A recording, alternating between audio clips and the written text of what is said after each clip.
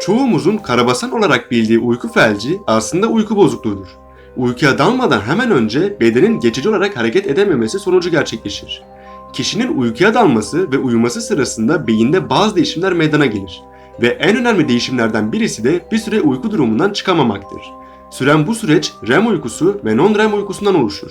Her biri yaklaşık 90 dakika sürmekte ve biri bitince bir diğer süreç başlamaktadır. Uyku felci ise REM uykusu sırasında meydana gelir.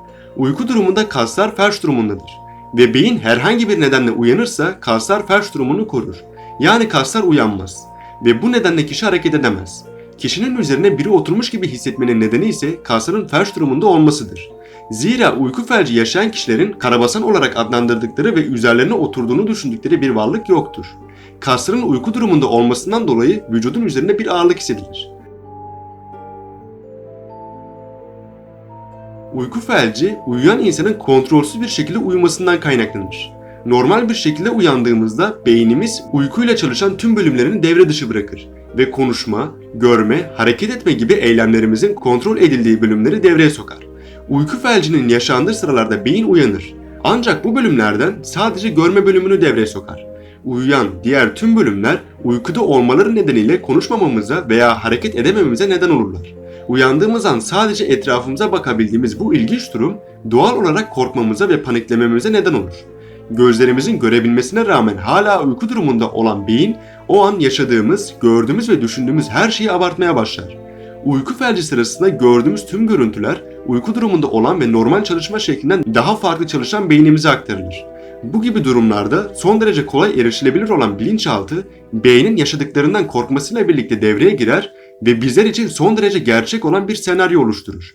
Bilinçaltı o kadar başarılıdır ki o an başımıza gelebilecek en kötü olayın o karanlık köşeden asla tanıyamadığımız bir yaratığın çıkması olduğunu bilir ve bunu canlandırır. Karanlık köşeden çıkan ve tanımlayamadığımız yaratık bizi korkutmasının yanı sıra zor nefes almamıza da neden olur. Ama aslında bunun tek nedeni yavaşlamış olan vücudumuza sadece ihtiyacı olduğu kadar oksijen çeken ciğerlerimizin az çalışmasıdır. Yani zor değil, sadece daha önce hiç görmediğimiz bir şekilde yavaş nefes alıyoruzdur.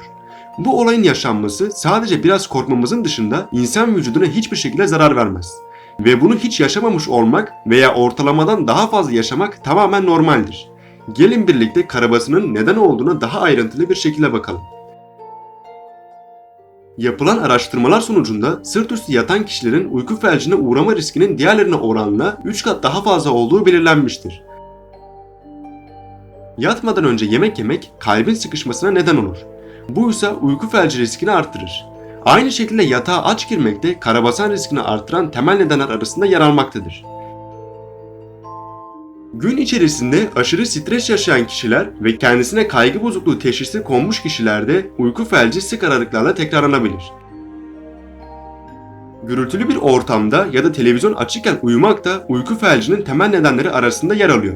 Ses ve ışık zihni sürekli olarak meşgul ettiğinden uyku esnasında dinlenemeyen bilinç hayali görüntüler üretebilir. Bu ise doğrudan uyku felcini tetikleyebilir. Videomuzun da burada sonuna geliyoruz. Eğer videomuzu beğendiyseniz beğeni butonuna basarsanız sevinirim. Bir başka videolarda görüşmek üzere. Hoşça kalın.